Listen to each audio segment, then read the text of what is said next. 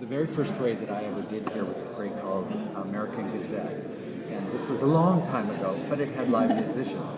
And the best part to me that I always wanted to do again was something that had live musicians in it. So the energy that we get when that float comes around the corner and that drum line coming down the street, and then when you pass by and see Mickey up there playing and waving and and talking and blinking and the whole thing, I was like, it's that Mickey.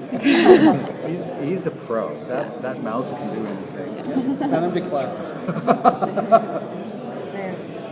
Because we wanted it to feel like a really hometown American parade. Like, I live in Long Beach, and when we go see the parade on the street, you hear those drums coming. And it's so traditional that we're like, we want to make Disneyland feel like your home. And so you hear it coming around the corner. And then it appears, and then it becomes crazy and interactive-based. Well, each one of the units, we wanted to have a different feel, a different sound, that it wasn't just a generic parade that didn't have a different flavor for each one of the floats. So in going back, we started looking at the Disney songbook and the Disney films and went, oh gosh, Three Caballeros. Not as recent, but the music's terrific, and it's South American and has all that tico-tico. But then, gosh, Princess and the Frog, that's pretty new, but New Orleans jazz, okay, that we can check that off. And that's kind of how it progressed as we went through. We just went through. It started with music, and music kind of drove it. And then we looked at which characters. So we pulled out all the big movies. Like Aristocats was on the list in the beginning. Yay! So Aristocats Sherman Brothers.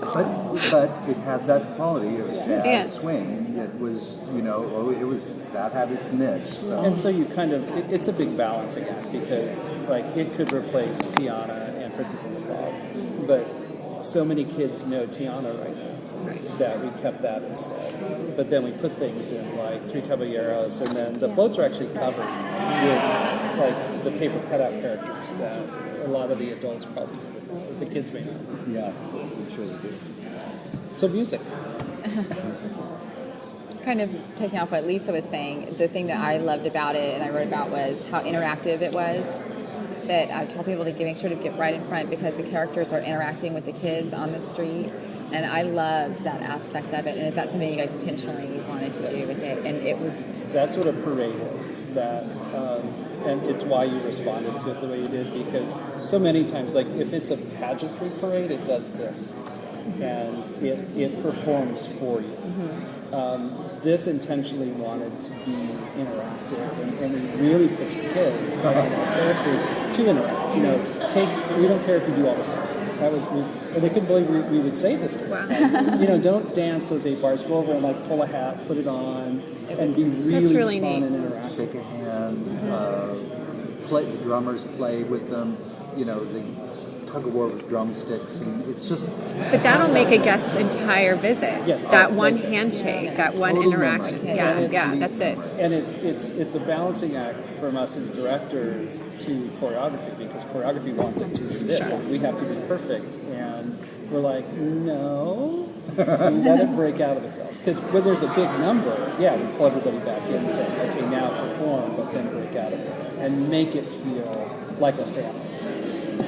I'm very happy you noticed that. It really works. We worked on it. Even the characters on the floats. Yeah, they were. Like Mickey, you said, like doing this, and even all the characters. It wasn't like a princess wave. It was like they were looking at all the people, and it really was great. Well, and it's hard because when we rehearse this late at night with no one. I mean, it's John and I sitting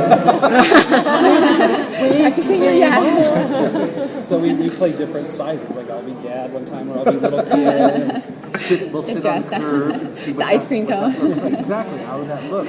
It's a whole different perspective when you're, 2 feet tall sitting on the curb, and then when you're standing in the back in Small World up on the terrace, it's a whole different perspective. So we try to get all. We try to layer it that way. So if I'm back here and I'm a kid, I can see characters and they can interact with me, and not have everything so low that it gets boring.